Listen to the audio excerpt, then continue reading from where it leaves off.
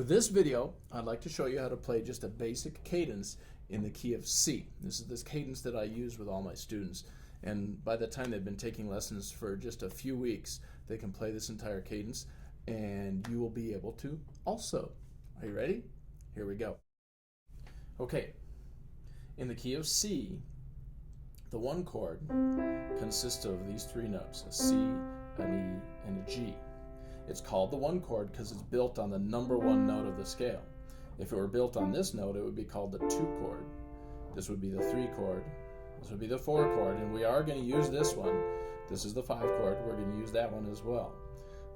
I'll show you here in a second. So anyway, starting with the one chord, put your right hand thumb on C, your third finger on E, your pinky on G.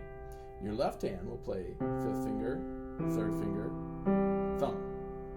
And play them, you could do them hands separately first, but I'm just going to demonstrate these with both hands at the same time. It would be wise of you to learn it with hands separately first, but you can watch either hand while I'm playing this.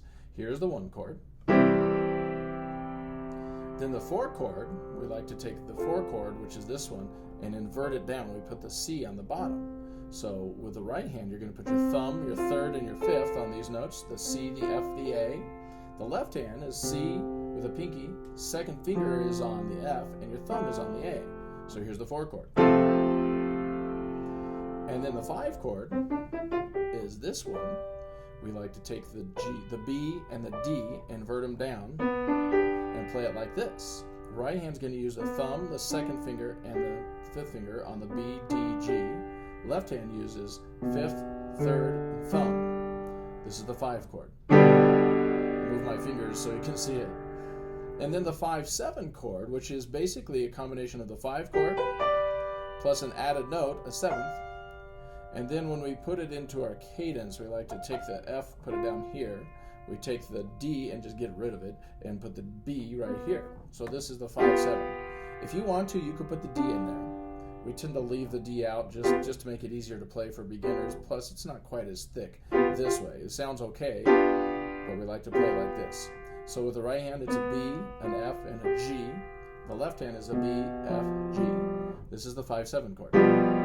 So all together, this is the way I like to play the cadence. The one chord, going to the four chord, back to the one chord, then the five chord, the 5-7, and then the one chord. And eventually, I like to add some rhythm to it, just a little bit. Like if we put a metronome on, we could play it at 120.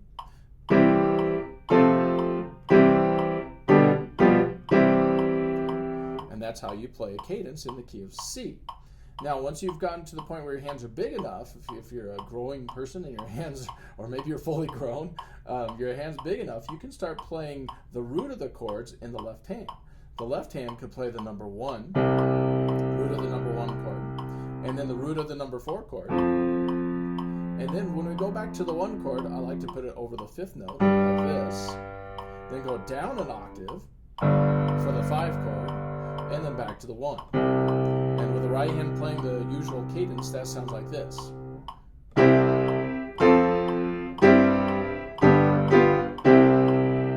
That's a little bit more advanced cadence, but eventually you can work up to that.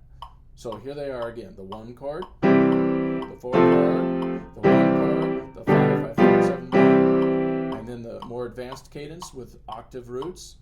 And that is a cadence in the key of C.